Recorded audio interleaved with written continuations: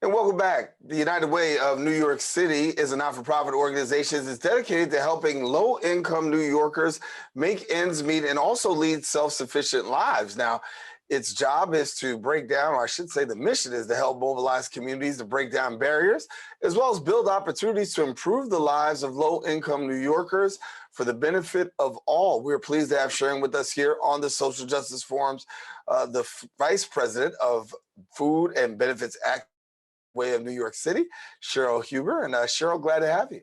Thank you so much, Daren. I'm happy to be here today. Thank you. An important time for this conversation. When we talk about food insecurity in New York, the numbers do continue to rise as we know that more and more New Yorkers are dealing with food insecurity, particularly with the COVID pandemic and then also with inflation. What have you been seeing on your end? Absolutely, Daren. We know that 1.5 million New Yorkers are now suffering from food insecurity, meaning that they don't know if they're going to be able to feed their family in the coming days and weeks. So, with 1.5 million New Yorkers suffering from food insecurity, that's an increase of 36% since pre-pandemic levels. And with the rising cost of food, inflation, it's only getting worse. And it really puts a strain on our emergency food system, food pantries and soup kitchens that are working to feed New Yorkers every day. And when we talk about that strain, how bad has it gotten over the course of the last few weeks? Or I should say months, I should say. Yeah, the strain has gotten a lot worse with inflation. I think that we know that employment has gotten a little bit better. People are getting back to work, but the rising cost of food has really put an impact on everyday New Yorkers who are just trying to feed their families. We're seeing lines at food pantries, getting bad because of this increased cost. People who may not have relied on food pantries before are now needing that emergency food access. So talk to me about food and benefit access, the work that United Way is doing, and how you're trying to bridge that gap. Well, our work really is about supporting the emergency food network. So, United Way is a backbone organization. We really provide capacity building support for organizations around the city that are working directly with New Yorkers. We know New York City. We know the challenges that are being faced here, particularly in the post-COVID, phase. And in our food and benefits access team, what we really work on is making sure that all New Yorkers who rely on emergency food can have a dignified experience.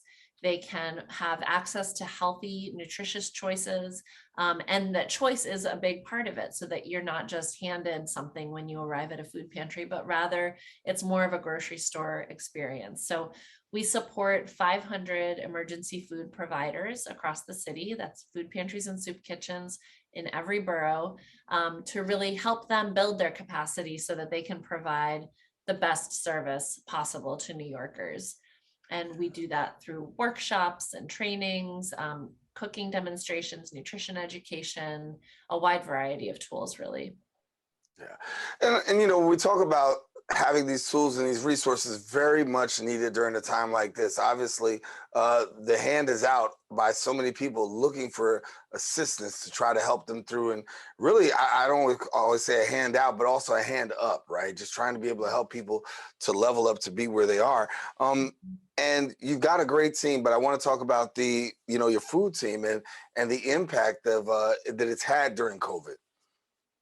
Yeah, thank you so much for asking. We work with, again, a very wide variety of organizations. We work closely with POTS, part of the Solutions, which is the largest food pantry in the Bronx. So not only are we ensuring that New Yorkers can access food and have this dignified experience where they can choose and get healthy options, we also are working to make sure that every New Yorker who is eligible for SNAP or food stamp benefits can receive those. So we partner with community-based organizations that really know their neighbors, speak the languages of their neighbors, and can handhold them through that process, which can be challenging. It is a bureaucratic process to enroll in the SNAP program, but we know that many New Yorkers qualify but are not enrolling. So we want to make sure that everyone who is entitled to receive those funds to purchase food can access that. And so that's a big part of our work as well, really just walking people through the process, ensuring that they have a partner in their community that can help them do that. Yeah. What are some of the barriers that we're actually seeing out there? Because we know that we talk about access, access is there, but yet and still there's so many barriers, sometimes to access and barriers to resources. So from your perspective, when we're talking about food and poverty, what are some of the barriers? Again, I think language access is a really big one. If you are an immigrant not from this country, you may not be aware that you can apply and qualify for SNAP. If you know, it's a complicated system, and I think there's a lot of myths out there and misunderstandings about who can qualify. If you are an undocumented parent, but you have a citizen child, for example, you can get SNAP benefits for your child. So there's a lot of, complicated rules involved in the SNAP program in particular. So I think, one thing that we really want to do is educate people one by one, really have those conversations to make sure that people are able to get the help that they need to feed their families. It's a public health issue. We're coming out of a pandemic.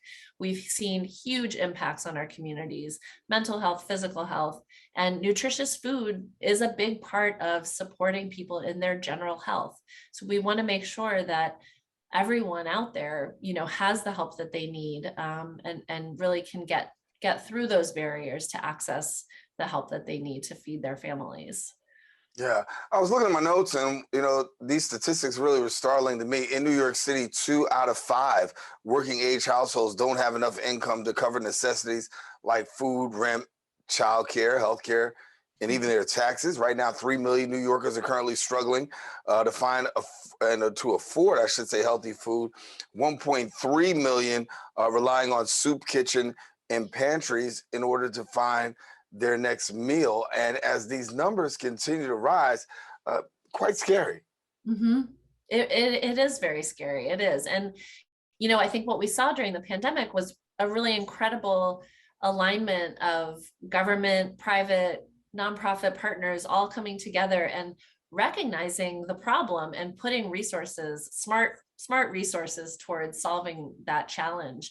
And now with pandemic sort of fading a little bit into the rear view, we know that those resources are still needed. As we've talked about, inflation, food costs rising. We don't want people to have to rely on emergency food, but the reality is many people still do because of these other factors.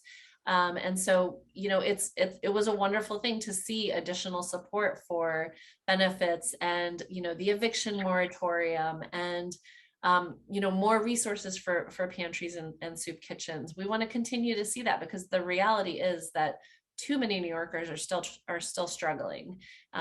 Despite what the sort of common belief might be, we know that these challenges are still out there and very much a reality for everyday people. Yeah. Talk about food, but food is one point, but then there's also employment and underemployment. Share with us a little bit about the work in workforce development, because that's pretty critical. Because in addition to being able to feed yourself, you're going to be able to have a job and to be able to part of sustainable in the workforce. Talk to us about the workforce development. Yeah, well, one of the most exciting projects I think that we are working on at United Way through workforce development is the Together We Thrive initiative, which is really about supporting Black-owned businesses in the city and helping them get access to marketing tools and the outreach support and business development support that they need. So that's been a really exciting project that launched sort of during COVID, as we saw so many small businesses going away, leaving neighborhoods and having to shut down. And also at the same time, realizing that New York City, we think of it as an extremely diverse place. We actually don't have a huge number of Black-owned businesses. So we want to make sure that that network is supported and really has the resources to continue to thrive and to support communities. Yeah, United Way has been around for a minute, and when I say a minute, that means a long minute, a long time. That's code for a long time. And as we talk about being around a long time, its hand in really assisting organizations and partnering with organizations to play a significant role in helping the lives of so many New Yorkers it can be underscored. So let's talk for a minute about your organization and how you feel the impact you guys have been able to make down through the years, even up to right till now. Absolutely. We have been so hard at work since, particularly in the last couple of years, during the pandemic. Uh, we really are a backbone organization. So we not only provide funding to local community-based organizations to support, throughout the city, but we also really help to provide infrastructure network that CBOs can lean on and can learn from and learn from each other through United Way. So we're a convener. We bring people together. Um, we have networks of not only food providers, but in the other aspects of our work, we have a justice and opportunities unit. We have a unit that focuses on education, working with community schools. So, we're really focused on the issues that impact everyday New Yorkers and that are most critical to bringing people out of poverty. During the pandemic, we saw just such an increased need from those systems, from our education system, from our food system, from our small business communities. United Way really worked to make sure that all of those different aspects of New York City life had the resources that they needed. We shoveled funding as much as we could towards those efforts in every community in the city. And I think that's something that we have been able to do really well because of the relationships that we have, the longevity, as you mentioned, that we have in not only in New York City, but really across the country and the world. United Way has been a network supporter that's a critical voice for those who don't always have a voice in the city. As we set our sights towards the summer and really warmer weather, any plans for the future for the organization and what can we be on the lookout for?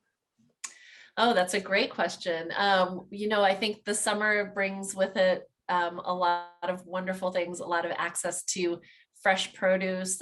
We have, our growing season comes in the summer. United Way has been partnering with New York State on an initiative called Nourish New York, where we are pairing emergency food providers with fresh produce from local farms. So we're making sure that the produce that anyone can, buy at the farmer's market is the same produce that's available to New Yorkers at food pantries and soup kitchens, which is just a wonderful thing. Really provides such a dignified experience for New Yorkers that are in need. So we're really excited to continue that initiative together with the New York State Department of Health and the Department of Agriculture and Markets. How can people partner with the work that United Way is doing? Obviously, the public plays a great part in helping and helping some of these organizations. How can the public continue to play a part? Absolutely. We rely on New Yorkers to engage on the community level. We have, of course, our website, unitedwaynyc.org. We have a wonderful social media feed where you can find out about events and initiatives that we're working on. So I would encourage everyone to sign up through those methods and get in touch with us. Yeah, yeah. What for you is the best part of the job? I mean, is it the fact that you're able to actually bridge the gap or seeing the impact in people's lives? Talk to me about what you find to be the best part of the job. Oh, I'm so lucky to have my job. I love over the last few weeks, I've spent time visiting a few of our food pantries and kitchens out throughout the 5 boroughs, and really just meeting the critical partners, the people that run these pantries and kitchens every day that are out there feeding people.